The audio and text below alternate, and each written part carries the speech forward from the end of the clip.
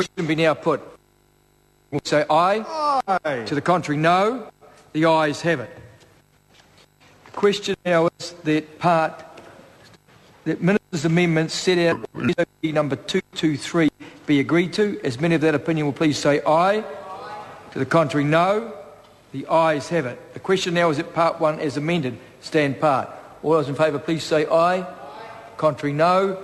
The ayes have it. The question now is that Part 2 stand part. Now can I just say to members that this is debate on clauses 6 to 43A, and I expect members to address the provisions of this. I seek the call. I call the Honourable Member Jacinda Ahern. Thank you very much, Mr Chair, and may I congratulate you as it is the first time I have spoken since you have taken on this new role. May I welcome you back to it. I'm happy to repeat my congratulations at a time when the Minister is not distracting you from the effusive praise which I'm heaping upon you, Mr Chair. And I could say anything right now and it wouldn't occur to either the Minister or the Chair himself. I could be breaking every standing order in the book. At least now we know that there's a small fault in his ability to multitask. Mr Chair, I want to address Part 2 of the Securities, Trustees and Statutory Supervisors Bill. I think it was important that we spent a bit of time talking about Part 1 because it really did set out the general direction of this bill. And I do agree with the Select Committee's inclusion of retirement villages under the general scope of this bill, particularly given that in the purpose itself, the thing that hasn't changed is the importance of investor confidence. And it seems particularly timely that we're talking about that in the current environment. And I don't think we can underestimate the importance of trying to improve in New Zealand investor confidence generally. I think we've seen in our economy the wider impact that a limited view of mum and dad investors on where their money is considered safe and otherwise has led to quite a skewed investor market where people are more interested in investing in bricks and mortar as a consequence of several shocks that people have experienced over the past decades. So I think it is important that confidence remains a primary purpose of a piece of legislation like this, even though it's dealing with a very specific part of investor confidence.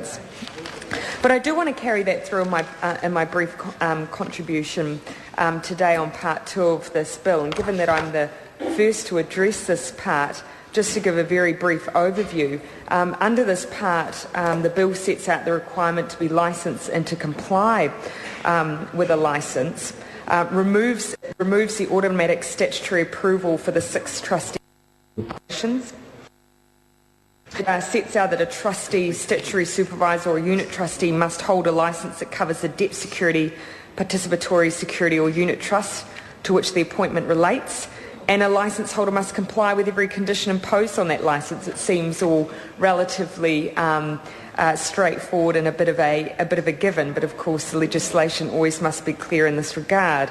It is an offence for a person to act as a trustee, statutory supervisor or unit trustee without an appropriate licence, or for a person to represent that the person holds a licence that covers a security without having such a licence.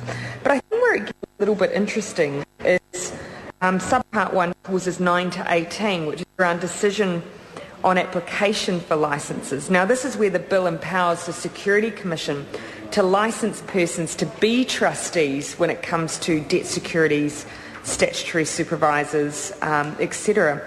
And also this is where the Commission also has the ability to licence persons to be statutory supervisors of retirement villages. But it does set out that the FMA will take over this role when it's up and running. Now, colleagues have already pointed out that we do have a bit of a concern with the overlap that exists between this bill and other pieces of work in this area. And whilst we support this legislation, it is our view that we should have been considering it as a wider package of the ongoing reform of financial products. So here we see where that is an issue for in Part 2, when there will be a transition period to the Financial Markets Authority, which is not yet established.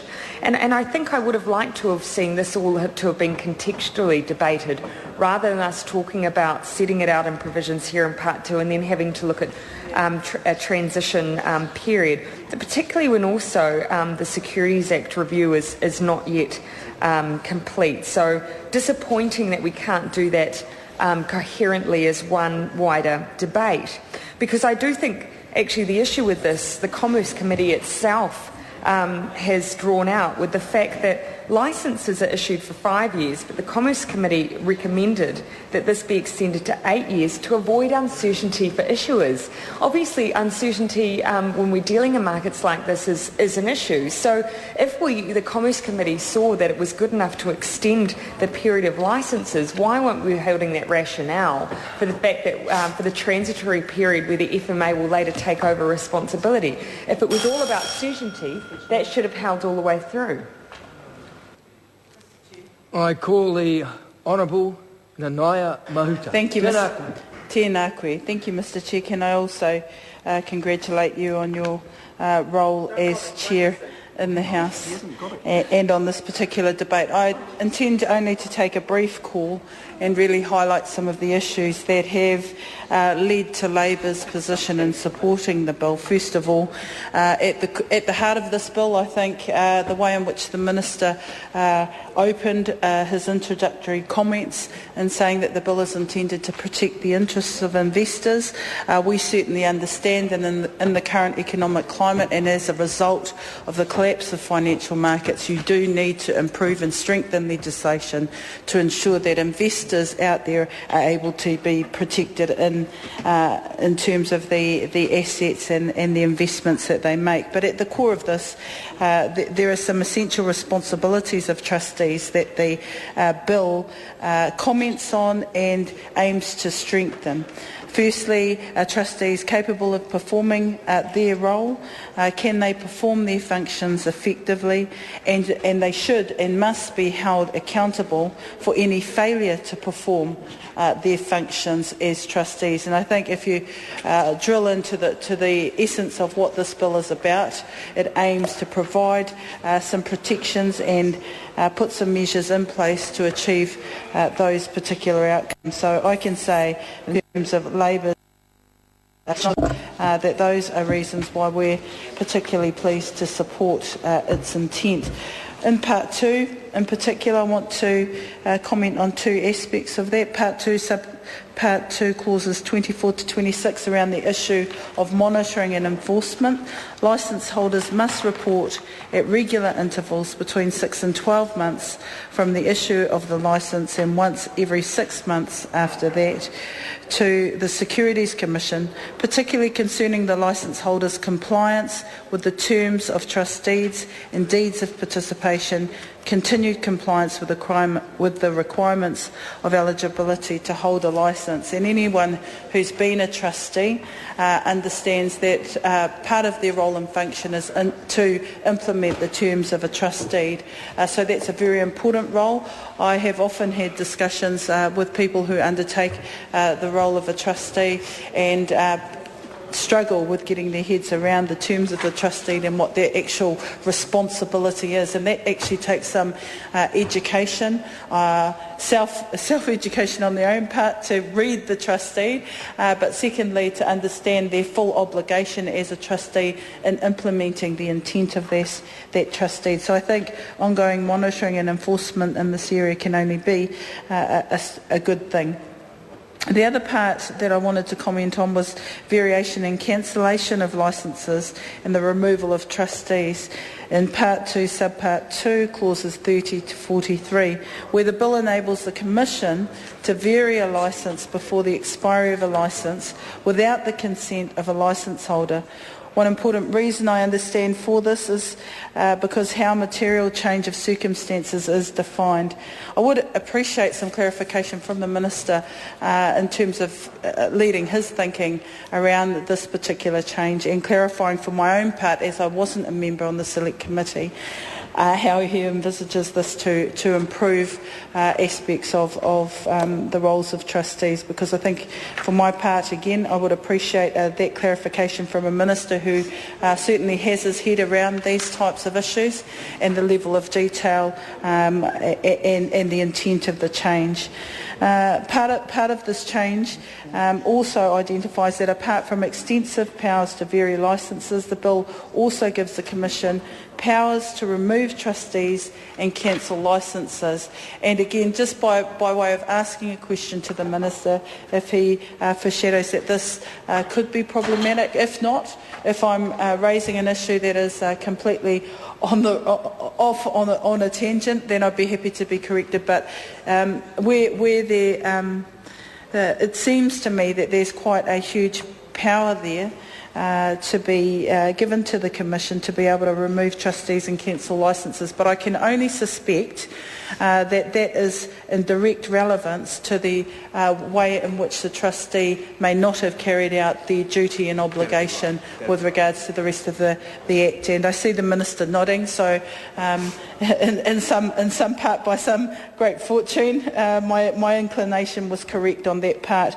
Well, this then goes to show then, Minister, that the way, Mr Speaker, I Mr. call Chair, the Honourable Nanaia Mahuta. This then certainly demonstrates and confirms to me that the Minister, in his deep consideration of the changes required in this sector, have been well thought through, and I've appreciated his insight into the way in which the financial markets can be better regulated for the benefit of investors, and ultimately to ensure that there are greater regulations around the roles of trustees to be able to conduct their particular function with the utmost regard and responsibility to the role in which they have as trustee. With that said, Mr Speaker, I think that members of our team have identified some particular questions, and we've appreciated the opportunity to continue to raise matters of interest. But can I say, from a layperson's point of view, while this is a hugely technical bill, and I'm not a member on this select committee, I do understand that out there in our communities people want a strong level of protection. I am delighted that the select committee gave some consideration to including retirement villages in this, because quite simply the Retirement Villages Act does not address the issues and the role of trustee as this bill does. So while I understand the submissions that came to the select committee were in part somewhat of two minds, after deep consideration of the Commerce Select Committee, their ultimate decision to include retirement villages, I think, will protect those good old folks, those senior citizens who are in retirement villages and do have a particular interest in the ongoing management of the place where they reside. Kia ora. Mr Chairman.